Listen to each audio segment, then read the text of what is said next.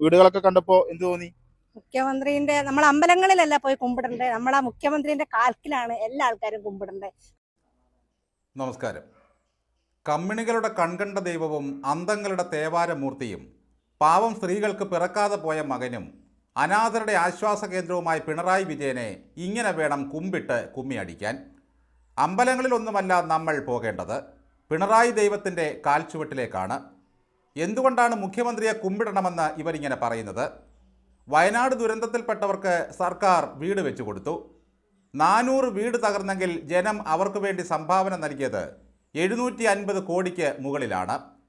സാധാരണക്കാർ മുതൽ കോടീശ്വരന്മാർ വരെ കൈയയച്ചും മുണ്ടുമുറുക്കിയും മുഖ്യമന്ത്രിയുടെ ദുരിതാശ്വാസ നിധിയിലേക്ക് കൊടുത്ത കാശ് കൊണ്ടാണ് ആ കെട്ടിടം അവിടെ പണിതിരിക്കുന്നത്. ഏത് കുടിലിൽ താമസിക്കുന്നവനും ഒരു 100 രൂപയെങ്കിലും വയനാട് ദുരന്തത്തിനായി സംഭാവന ചെയ്യാത്ത വീടുകൾ കേരളത്തിലില്ല.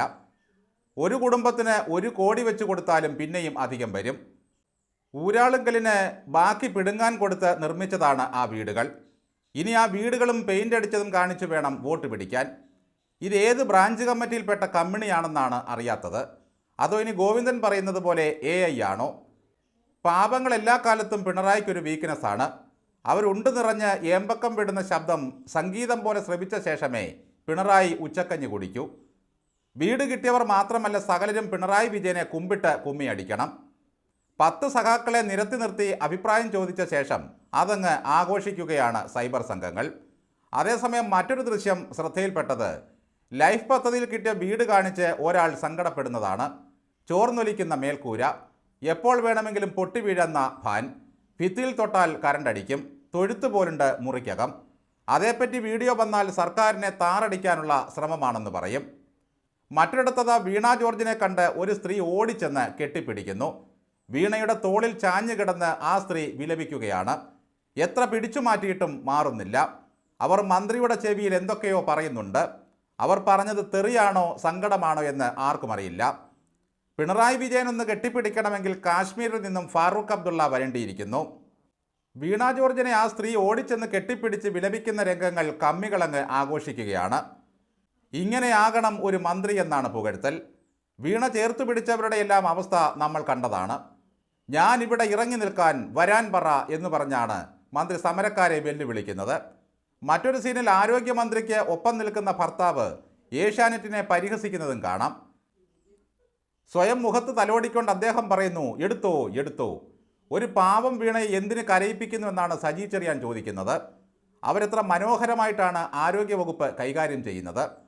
സജി ചെറിയാൻ പിന്നെ എന്തിനാണ് പറഞ്ഞത്, മെഡിക്കൽ കോളേജിൽ കിടന്ന് ചാവാൻ തുടങ്ങിയ എന്നെ അമൃതയിൽ കൊണ്ടുപോയാണ് രക്ഷപ്പെടുത്തിയതെന്ന്. ഇപ്പോൾ കമ്മികൾ വീണ ജോർജിനെ മുൻനിർത്തിയാണ് പ്രചാരണം നടത്തുന്നത്. ബുദ്ധിജീവികളെല്ലാം ആരോഗ്യവകുപ്പിന് പിന്തുണ നൽകിക്കൊണ്ട് ഒപ്പമുണ്ട്. ആരോഗ്യവകുപ്പിലെ ഡോക്ടർമാർ അനുഭവിക്കുന്ന യാതനകൾ അവർ തന്നെ പറയുന്നുണ്ട്. മുഖ്യനെ ഒന്ന് കാണാൻ പോലും സമ്മതിക്കുന്നില്ല.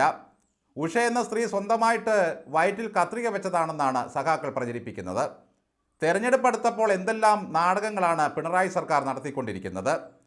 മുഖ്യമന്ത്രിയുടെ പെൻഷൻ സന്ദേശം അയക്കാൻ വഴിവിട്ടെടുത്തത് 77 ലക്ഷം ഡേറ്റകളാണ്. ഡിജിറ്റൽ വ്യക്തിവിവര സുരക്ഷാ നിയമത്തിൻ്റെ ലംഘനമായിട്ടാണ് ഇത് കാണപ്പെടുന്നത്. അനുമതിയില്ലാതെ നിയമവിരുദ്ധമായിട്ടാണ് ഇവിടെ ഉപയോഗിച്ചിരിക്കുന്നത്. ക്ഷേമ പെൻഷൻകാരുടെയും ജീവനക്കാരുടെയും വ്യക്തിവിവരങ്ങളാണ് ഇങ്ങനെ ചോർത്തിയത്. സ്പ്രിംഗ്ലർ കേസിൽ സർക്കാരിൻ്റെ തനിനിറം നമ്മൾ കണ്ടതാണ്. ജനത്തിൻ്റെ ഡേറ്റകൾ ചോർത്തിവിറ്റും കാശുണ്ടാക്കും ഈ സർക്കാർ. ഔദ്യോഗിക ആവശ്യങ്ങൾക്ക് ശേഖരിക്കുന്ന ഇത്തരം വ്യക്തിവിവരങ്ങൾ തെരഞ്ഞെടുപ്പിൻ്റെ പ്രചാരണത്തിന് ഉപയോഗിക്കാൻ കഴിയുമോ എന്നാണ് സംശയം. കേരളത്തിലെ 33 ലക്ഷം പേർ ഉൾപ്പെടുന്ന ഡേറ്റാബേസ് ആരുടെയൊക്കെയോ പക്കലുണ്ട്. ആരോഗ്യമേഖലയെ തലയിൽ ചുമന്നുകൊണ്ട് നടക്കുന്ന സർക്കാരാണല്ലോ ഇത്. OPയും ശസ്ത്രക്രിയകളും ബഹിഷ്കരിച്ച് ഡോക്ടർമാരുടെ സംഘടന പണിമുടക്കിയിട്ട് എത്ര ദിവസമായി? ഇതുവരെ അവരുമായി ചർച്ച ചെയ്യാൻ സർക്കാർ തയ്യാറായിട്ടില്ല. എന്നിട്ടാണ് ഈ വീണ ജോർജ് ഇപ്പോൾ ഒറ്റയ്ക്കിറങ്ങിയും ഭർത്താവിനെ കൂട്ടി വന്നും ജനങ്ങളെ പുച്ഛിക്കുന്നത്. സർവ്വപുച്ഛമാണ് സകല മന്ത്രിമാരുടെയും മുഖമുദ്ര. എല്ലാവരും പിണറായി വിജയനെ പിന്തുടരുകയാണ്. ഞങ്ങൾ ഏതോ മഹത്തായ ഒരു പ്രസ്ഥാനത്തിൻ്റെ നടത്തിപ്പുകാരാണത്രേ, ഞങ്ങളില്ലെങ്കിൽ നാടില്ല എന്നാണ് സകല സഖാക്കളും കരുതുന്നത്. പിണറായിയുടെ കാലിൽ കുമ്പിടണമെന്ന് ആദ്യം കണ്ട സ്ത്രീ പറഞ്ഞ പോലെ ഈ മന്ത്രിമാരെല്ലാം പിണറായി വിജയൻ്റെ കാൽച്ചുവട്ടിൽ കിടന്ന് നിരങ്ങുകയാണ്. പിണറായിയുടെ തള്ളുകൾ സ്ഥിരബുദ്ധി തന്നെ അപായപ്പെടുത്തുന്ന തരത്തിലേക്ക് വളരുകയാണ്. കഴിഞ്ഞ 10 വർഷം വെറുമൊരു ഭരണകാലമായിരുന്നില്ലത്രേ. അയ്യോ, അതാർക്കാണ് അറിയാൻ പാടില്ലാത്തത്? ഉണങ്ങിയ മരങ്ങൾ വരെ പെട്ടെന്ന് പൂത്തു തളർത്തു. കല്ലിന് പോലും ചിറകുകൾ നൽകിയ കന്നി വസന്തമായിരുന്നു കഴിഞ്ഞ 10 വർഷം. എന്നിട്ട് ഈ മുഖ്യമന്ത്രി പറയുകയാണ് നവകേരള സൃഷ്ടിക്ക് ഉറച്ച അടിത്തറയിട്ടെന്ന്. ഇതപ്പോൾ ആരാണ് കെട്ടിപ്പോക്കേണ്ടത്? അടിത്തറ മാത്രമേ ആയിട്ടുള്ളൂ. അതിൽ സ്വപ്നങ്ങൾ പണിയാനാണ് അടുത്ത 5 വർഷം ചോദിക്കുന്നത്. എന്നിട്ടും തീർന്നില്ല. കേരളത്തിൽ വികസനത്തിന് സ്വാദറിയാത്ത കുടുംബങ്ങളില്ലെന്നാണ് അദ്ദേഹം പറയുന്നത്. അങ്ങയുടെ കുടുംബത്തിൻ്റെ അത്ര വികസന സ്വാദ് ആസ്വദിച്ച വേറെ ഏത് കുടുംബമുണ്ട്? പിന്നെയുള്ളത് അമ്പലം കൊള്ള ചെയ്തും ബാങ്ക് കട്ട് തിന്നും രക്തസാക്ഷി ഫണ്ട് മോഷ്ടിച്ചു തിന്നും സ്വാദറിഞ്ഞ നേതാക്കളാണ്. ഇനി അടുത്ത ലക്ഷ്യം കുഞ്ഞുങ്ങൾ സ്വപ്നം കാണുന്ന തരത്തിൽ കേരളത്തെ മാറ്റുകയാണത്രേ. വിദേശത്തുള്ള കുഞ്ഞിൻ്റെയും വീട്ടിലിരിക്കുന്ന കുഞ്ഞിൻ്റെയും സ്വപ്നത്തെപ്പറ്റി ആയിരിക്കുമോ പറഞ്ഞു വരുന്നത്? അങ്ങനെ സ്വപ്നം കണ്ട പിള്ളേരൊക്കെ നാട് വിട്ടതൊന്നും അറിഞ്ഞില്ലേ കാർന്നോര് എന്ന് കരുതി കൊടി പിടിക്കാനുള്ള ഗതികെട്ടവന്മാർ ഇപ്പോഴും ഇവിടെ തന്നെ ഉണ്ട്. അവരെ എങ്ങോട്ടും വിടാതിരിക്കാനാണല്ലോ രക്ഷാപ്രവർത്തനത്തിന് പ്രോത്സാഹിപ്പിച്ചയച്ചത്. എന്തായാലും പോകും മുമ്പ് എല്ലാവരുടെയും ആഗ്രഹങ്ങൾ പിണറായി സാധിച്ചു കൊടുക്കും. നമ്മുടെ മൂന്നാർ അച്ചായൻ്റെ മേഖലയാണ് കേരള പഠന സദസ്സും വിജ്ഞാന കോൺഗ്രസുമൊക്കെ. AKG സെൻറ്ററിൽ നടന്ന അന്താരാഷ്ട്ര പഠന കോൺഗ്രസിലാണ് പിണറായി വികസന സ്വാദ് കേരളീയർക്കായി വിളമ്പിയത്.